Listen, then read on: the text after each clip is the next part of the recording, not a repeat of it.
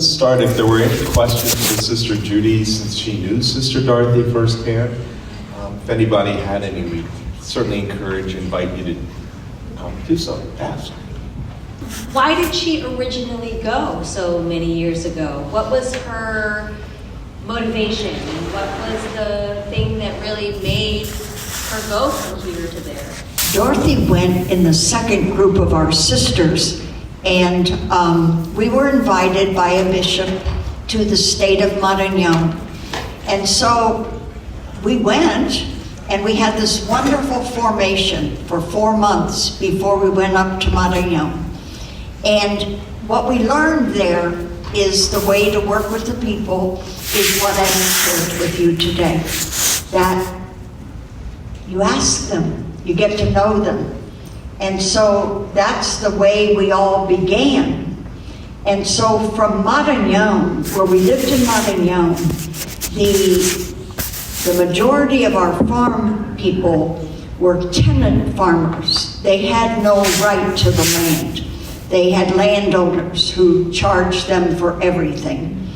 And so when the migration began, a lot of our people moved to the next state to the west, which was Pará. But Dorothy just followed her people. The first place in Pará, they began, everything was fine, and then the landowners came, shoved the people away again. So she just accompanied them. And so it was the way that she heard the call to be able to be a presence among those people. A lot of people ask us, because it's not in the film, because of course the part about Dorothy being martyred was added afterwards. They ask us how we know so much about how she was killed. And that's one of our great, great gifts. There was a man in that, because then they were living in a sustainable development project, which was federally designated. Dorothy and the farm workers did not just move into that area. It was the federal government which mapped out a designated area for sustainable development. And so this beautiful man, Cicero, whom we lost to cancer during the years of the trials, it was a rainy, dark Saturday morning. And so she was walking to the meeting place of the people, had gone, the president of the farm workers unit and an agronomist and a driver, of course, etc. But see, Dorothy's whole thing was to help them to have the cash crops, because you can't live only on your beans and rice. You know, you need kerosene, you need salt, you need sugar, etc. So her whole focus was teaching them other ways of planting things that could be cash crops for them. So in the film, what she's telling Sam, those were cacao, which is chocolate, okay? And the other big, very good plant for that area is black pepper. So in one of the images, there's the black pepper plants. But anyway, so Dorothy had been with the people the night before. They arrived on Friday, and the whole idea was to do two things. The rancher who was in the next lots was a greedy man, and he just wanted more. So he began to threaten those who lived there, and he burned down the home of Luis and his family. And their homes in the beginning were kind of like the homes you saw here. They were just settling. And so they took with them food and clothing, etc., to give to Luis's family. And they also took the agronomist who was going to give them on that Saturday the lessons in what could be a cash crop.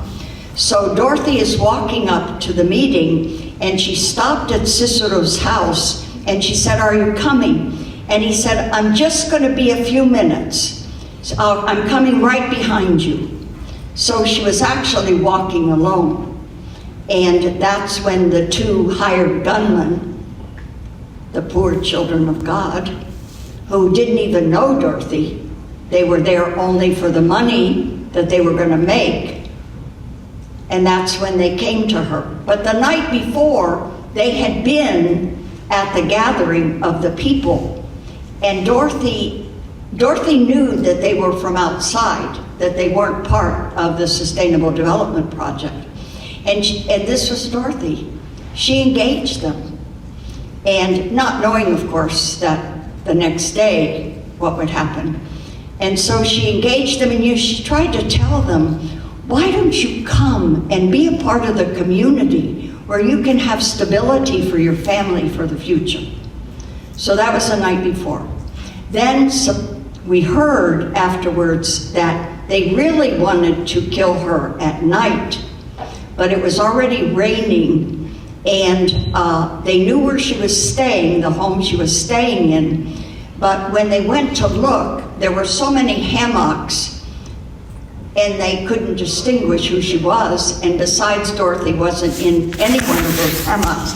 She had back problems, and so she was lying on the ground. But anyway, okay, so she's going to the meeting. So it's Cicero who told us the story. When the two men accosted her, they asked her, she only had this, she carried it every day, a cloth bag, and in it was her Bible and all these maps. She was extremely intelligent. She knew the land perfectly, so she had all these maps. So then they said to her, "You got some kind of an arm in there?"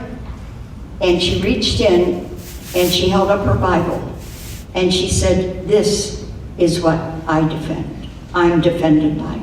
And she began to read to them the Beatitudes. Blessed are the poor in spirit, etc. And that's when they shot her.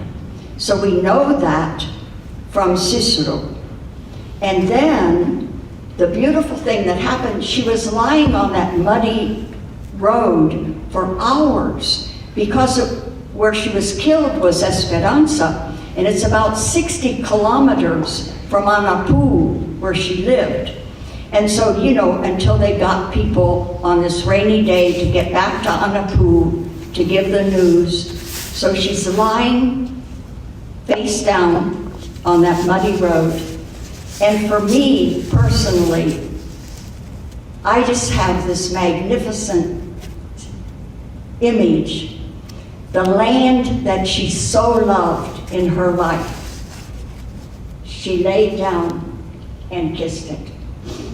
And that's how she died. But there was a woman, everyone was afraid because they didn't know where these gunmen were.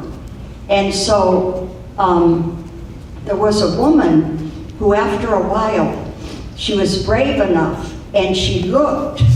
And when the picture was published in what would be like the Newsweek magazine in the States, there's a picture of Dorothy lying down, and above her head is a white hat. And the story is so beautiful. This woman saw Dorothy lying there, and she exchanged Dorothy's hat for her hat. So the hat that's lying there in the picture is a white hat. And she gave Dorothy's hat to us. And that hat is among the many treasures we have in Cincinnati of her story. And she's the same woman that took cloth. If you noticed at the funeral, someone held up a cloth, and it was a blood-stained cloth. And so those are treasures we have that really symbolize how much the people cared for Dorothy.